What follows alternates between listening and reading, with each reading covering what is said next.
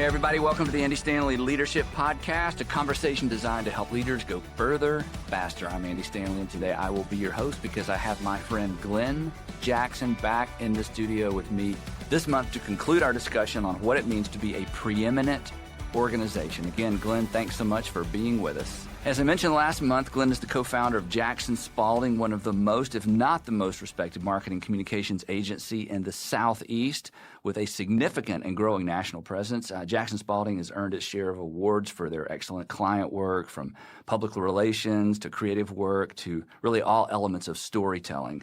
Glen, you've got over 130 team members. That's a big payroll, which means you're busy and growing and a lot of energy at your company, and a lot of our employees have enjoyed coming over there and just seeing your space, and they come back here with all kinds of expensive ideas about what we need to do in our offices. So if you wouldn't do so much of that, it might be helpful. I'll turn that down on the hub. And one of the things that means so much for us in the Atlanta area is you have been ranked one of the best agencies to work for. Some of Glen's clients are Coca-Cola, Toyota, Chick-fil-A, Publix, Delta, and Orkin, just to name a few. So as we jump back into this discussion, Glen, refresh our memories a little bit. When you talk about a company that has reached the status of preeminence, what do you mean? What I mean by that, Andy, is that preeminence is extraordinary excellence. Once reached and sustained, creates a competitive advantage. Again, it's extraordinary excellence. Once reached and sustained, creates a competitive advantage. And last month, we talked about the fact that you have become a preeminent organization, not based on profit, not based on a number of clients or customers, but based on what your peers say about you within an industry or even organizations outside your industry, that you become the organization other organizations want to emulate, want to visit, want to send their folks to see, ask the questions, look for the secret sauce. And so that's, for those of us in organizational life, that's a different metric. That's a bit of a different filter through which to evaluate the strength and the health of our organizations. Yeah, I think that's absolutely right, Andy. You've reached preeminence when others aspire to achieve what you are sustaining.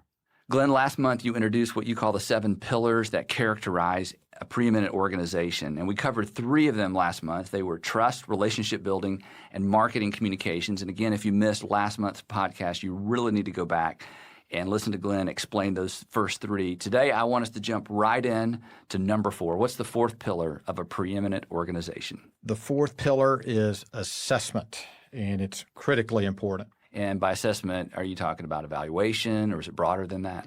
It's always assessing your business with some key questions that you need to ask yourself to make sure you are on the business, not just in the business, Andy. Yeah, the idea of working on it rather than in it is something we talk about all the time. This was terminology that got woven into the fabric of our organization. Talk a little bit more. What's the difference between working on it and working in it? There's a dramatic difference, Andy. I think working in the business is just the day-to-day functions of your business as a whole.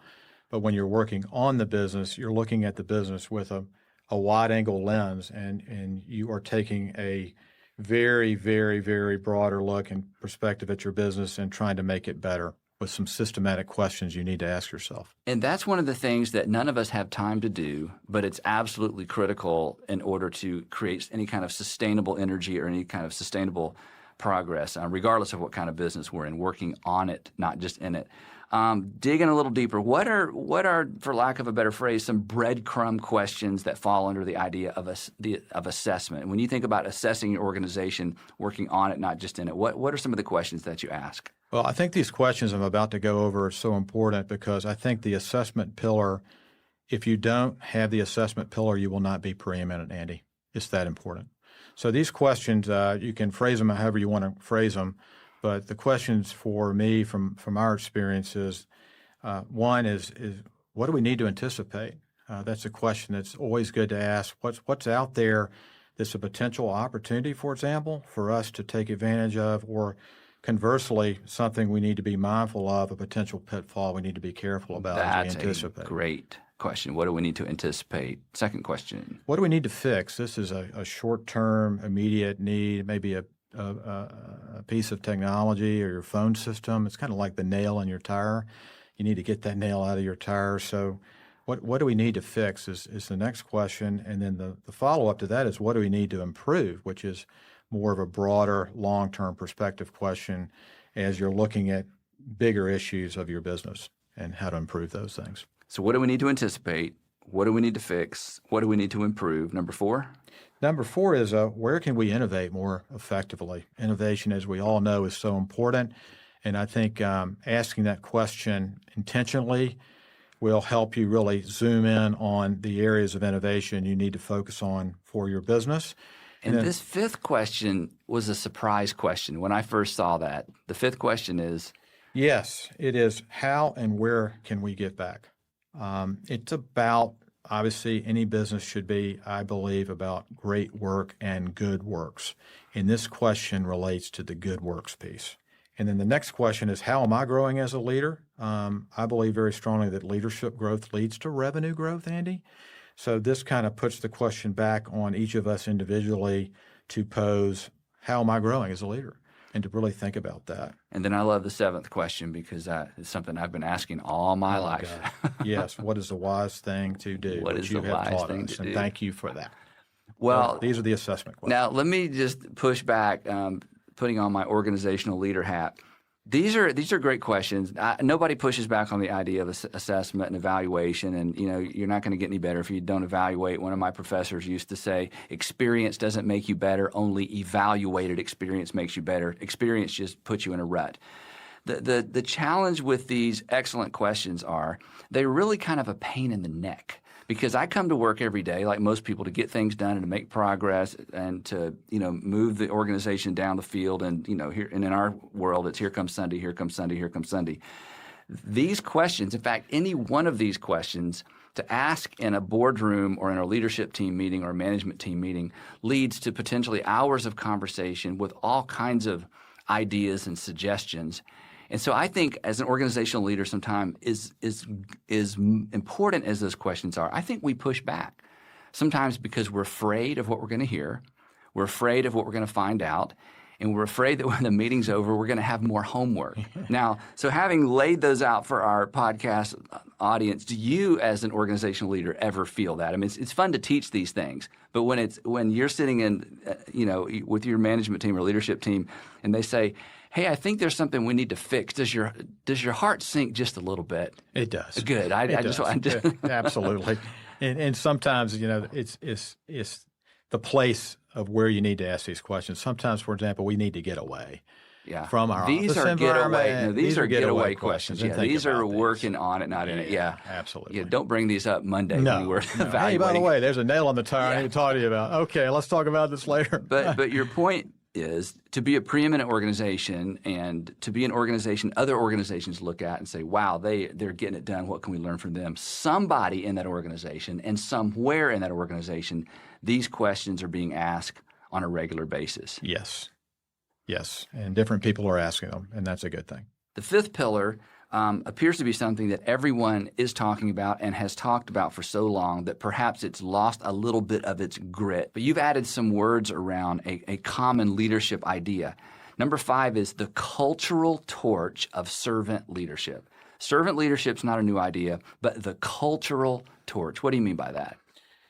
I think that the best cultures, preeminent companies, have a torch that they carry with them every single day. And this torch is attractive, it's warm, it's bright, and other people notice it and want to be around it. And externally, when you carry that cultural torch around, other people notice, and it helps strengthen your brand. And it also obviously strengthens your reputation and growth as a business. And the torch is servant leadership. It is, and it is such an important thing. Servant leadership for me is about being mindful of the fact that no task is too small or too big for the servant leader. It's about little things and big things. And again, you've added the phrase, the cultural torch. So when you refer to culture, what specifically are you talking about? Sure. Culture for me is, I define it like Adam Bryant does in his book, Quick and Nimble, so well, that healthy cultures are places where ideas and people flourish. It's like being in a greenhouse where the nutrients and the light and the energy are helping grow your team members and the overall business as a whole. So that's the external part. I think cultures are like a torch. They shine, but there are other things too. And all of us understand the connection between preeminence, the way that you define it, and a healthy organization, because when I look at an organization that I envy, it's not generally their product or even specific people in the organization. It's their culture. It just seems like a great organization. So again, drilling down on this, what are some characteristics of a healthy culture from your perspective? Well, I think as we talked about earlier, healthy cultures do shine externally. I think they also do some other things. They attract and retain top talent. Yep. They actualize, Andy. In other words, they take people and they actualize their potential. So healthy cultures actualize. They also permeate. So inside the business, the culture gets inside your DNA, your bone marrow, if you will, and it's permeating inside of you, that culture. So that's the case. I think also healthy cultures bond. There's always bonding traditions. And healthy cultures have a lot of bonding traditions. They also eject. So just like the body kind of ejects a virus, they will eject folks culturally that just aren't good fits. That happens a lot. And then finally, I think healthy cultures deliver. They deliver rewards before they deliver results. The rewards drive the results, and I've identified 4 rewards I think are important. Now, let's talk about that. Let me say that again, if I heard you correctly, that healthy cultures deliver rewards and results, but they deliver the reward before the result. And as you answer that, what specifically are you referring to when you say reward? Yeah, there are 4 rewards. I think these rewards drive the results. The first reward that every healthy culture is providing team members is fun. I think they're having fun with what they do. Number 2 is fascination. Particularly seeing this with the millennial generation, that they're fascinated with the intellectual pursuit of the business. They are fascinated with how it's growing and what the next turn is around the corner. You want to have a business, an organization that's always fascinating your people. So that's the second element of rewards. The third is future. You want folks to see that I have a future here. This is something that I want to be part of for a long time. And then finally, there's another reward, and it's another F, and that's financial. You want to take care of your people the right way and make sure they're rewarded. So when those 4 things are in place in an organization, it shapes the culture that then leads to what you refer to as results. Correct. So that's what you mean. The rewards precede the result. Yeah, that's a big idea. Wow. Yeah, and those rewards will then drive the result. Once again, that's enough content for an entire leadership podcast to just talk about organizational culture, because we talk about that a lot, and it's so important. But let's step back a little bit. This pillar is the cultural torch of servant leadership. So put all this together for us.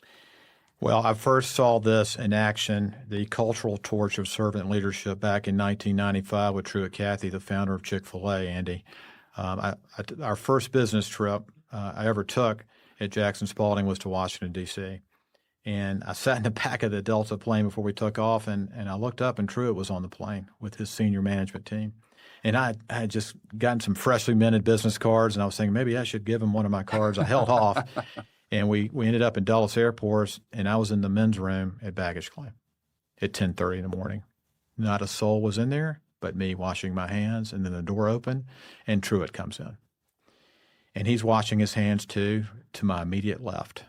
And I looked at him, and I said, "It's easier to succeed than to fail," which was his first book. Yep.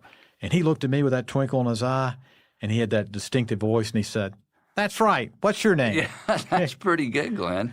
And I told him my name, and he reached in and he gave me a BOG card, is what Chick-fil-A calls them, a Be Our Guest card, and said, "You keep that. This is from me. Good luck with your business." And for those of you who are listening, Glenn just handed me that card. You've kept how many years since 1995? Yes, I've kept it in my wallet every Wow. day until we started working for Chick-fil-A 7 years after that. He handed this to you in the men's room. He did. That makes it unique as well. Yes. In some sort of Signed by strange him. way. Signed by I him know. in the men's room. That's amazing. But So that's anyway, not so the what end of the happened? story. Yeah, so what happened? That's not the end of the story.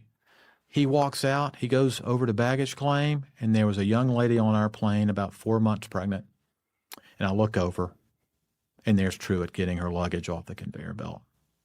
He gets it all set up on a little push cart for her, and she looks at him and says, "Thank you." And of course he says, "My pleasure." And for a 31-year-old entrepreneur, businessman, just wet behind the ears entrepreneur, it showed me first, no task is too small for the servant leader. But later, he went and gave a huge talk to the Washington Press Club at noon. That same day. That same day. Yeah. No task is too big for the servant leader. And then the next year, he met with the President of the United States. It was just an amazing moment to observe. And it all started in the men's room and baggage claim. That's amazing. The cultural torch of servant leadership. The sixth pillar to become a preeminent organization is fanatical focus. We talk a lot about focus. Let's talk about fanatical focus. Yeah, it's always focusing on what you do best. That's what fanatical focus is all about. It's staying in your swim lane and staying patient and never forcing a decision. I think great organizations that are preeminent are never, Andy, distracted by their success. They have unbelievable focus, and they say no to things that could blur their focus and their overarching vision. Like you've said many times over and over again to me and to others, opportunity doesn't equal obligation. We're going to say no to this. And they keep going, fanatically focused, preeminent business on what they need to do. Again, this is one of those things that probably nobody pushes back on. But the question is, how do you do that? How in a busy, busy world where we don't want to miss good opportunities, and every time we turn around, there's a new opportunity. And for our listeners who are in organizations that have strong cash flow, and strong cash flow is a danger when opportunities abound. How do you remain focused? What have you learned through the years about the focus part? Well, one of the main things I've learned is it takes discipline, Andy. I think sticking to a process is really important. So the right process leads to the right results. So whatever your process is, you stick to it. I think preeminent businesses do that. Personally, I have a mindset that we just opened our doors today at Jackson Spalding every day at our agency. Now, what do you mean by that? That you begin the day thinking, what if we just opened, or? We just did. It reminds me of the first day when we opened our doors, to never take anything for granted. We started with humble beginnings in 95, and it just keeps me alert and focused. I walk into our office every day and I say to myself, we just opened our doors today. And that just motivates me every day to deliver the results for our clients that they deserve. And it keeps me humble and hungry. It keeps me gracious and ambitious. And yes, we had a lot of rented furniture and cheesy posters in the early days, but I would not take for granted any of that because it has kept us grounded and reminds me every day we need to execute for our clients and deliver results. A couple other thoughts on this. I've learned that, success is sequential. You keep your focus. It's linear before geometric. You keep your focus one step at a time. The tortoise beat the hare for a reason in Aesop's fable. Why? Because he took one good step after another. Coach K at Duke yells this to his players after each play on the court. He yells out, next play, for them to hear it and to focus on that next play. Fanatically focused companies are extremely focused on the next play, Andy. So number 6, fanatical focus. Before we go to number 7, what's at stake when organizations lose focus? Yeah, what do you see happen? Great What should we be so afraid of we dare not take our eye off the ball? My thoughts here are that when you lose focus, one of the main things at stake is you lose momentum and you start saying yes to opportunities that you were in the sharply focused days saying no to. And I've seen also a lot of companies, they get distracted by their pressures, not their priorities, when they're not focused. That is a big idea. That is big. Distracted by pressures rather than priorities. Whereas they were focused on their priorities. Yep. So your process gets frayed. We talked about how the right process leads to the right results. It slips a little, it gets phrased. And then finally, I've seen this a lot, you're not sleeping on decisions. I like to sleep on things, and I'll just say, let's give it a sleep committee. We'll talk about it next morning. And you the sleep committee. Yeah, you end up just not thinking through things well enough. You're making quick decisions. In the end, you regret them. That's one of the many things that happens when you lose your focus. I have a friend that you may know, Rick Jackson, who owns several healthcare companies. I heard him ask this question. He said, you should always ask, what would you do or what would we do if we didn't have any money? What would we do if we didn't have any money? I love that question. Great question. It's the suddenly we go from broad to narrow very quickly. What would we do if we didn't have any money? Or as you said a while ago, if this was our very first day or thinking like first day, all of those things are so great. Okay, This is great stuff. Number 7, the seventh pillar for creating a preeminent company is resiliency.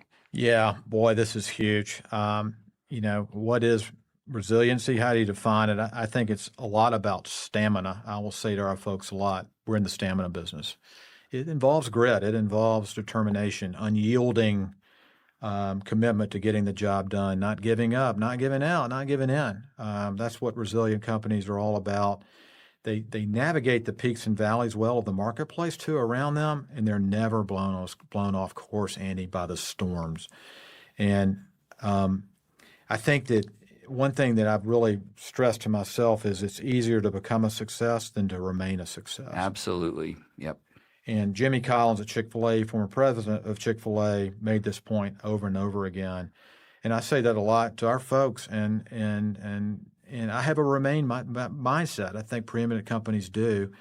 The word remain is written on a little card by my desk, by my phone, and I see that card every day when I walk into our office and look at it, and it reminds me it's easier to become a success than to remain a success. Remain. As you know, most organizations in some way reflect the founder or reflect the CEO or reflect the person that's making the decisions. When it comes to resiliency, I mean, we think of resiliency as a personal trait. There are resilient people. We don't think in terms of resilient companies, but our whole discussion for these 2 months have been evolved around you taking terms that we generally apply to individuals and applying them to organizations. So are resilient companies generally led by resilient people? Certainly there's a connection. They are. There's an extreme connection between the two. And if you look at a lot of the great companies in business today, you see many, many resilient leaders who strive, who strain, who stretch themselves to do what? To succeed. So they strive, they stretch, they strain, and they succeed. And everybody's watching them. And I think that is just absolutely critical as a leader. You know, John Maxwell talked a lot about people do what people see in you. Lead by example. So they're watching you. People do what people see in you. And great leaders understand that, and they do it. Do you believe resiliency reflects itself in competitive advantage? Does it actually show up in the product and sales and services? Does resiliency get outside the culture of an organization? Does it really add to the bottom line? It does. I think that it adds to the bottom line. And while for example, some of your competitors may fade away because of the economic headwinds around you, preeminent companies thrive over time. Time is actually their friend, Andy. I saw this a lot during the Great Recession a few years ago. A lot of companies faded away while others took advantage of the opportunity and started businesses. Uber started during the Great Recession. Airbnb during the Great Recession. They took advantage of the opportunity. Public supermarkets, over 85 years now, they have never had a layoff in their history. And they started during the Great Depression. Wow. They started during the Great Depression. I was there a few days ago during a terrible lightning storm we had in Atlanta recently. And I looked over, and there were 4 Publix folks walking people to the car with umbrellas to make sure their groceries were safe and secure and they were okay. Those are the kind of things that resilient companies do, and it just motivated me to see that. So yes, there is a competitive advantage connected back to resiliency. Well, Glen, you have given us a lot to think about, not just on this episode of the podcast, but last month as well. Any concluding thoughts about a preeminent organization and the journey that you've been on? Well, I'll just give the definition real quick. You know, preeminence is extraordinary excellence. Once reached and sustained, creates a competitive advantage. And there are 7 pillars to it: trust, relationship building, marketing, communications, assessment, fanatical focus, and remarkable resiliency. These 7 pillars, Andy, really, really matter. So strength for the journey for everyone listening as you continue to strive to be about extraordinary excellence in all that you do personally and professionally, I would say. So here's to achieving it, sustaining it, enjoying the journey.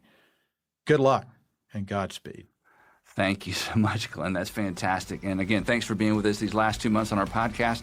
And to all of our listeners, we want to thank you for joining us. As always, please visit our website, andystanley.com, where you can find our leadership podcast application guide that goes with today's conversation.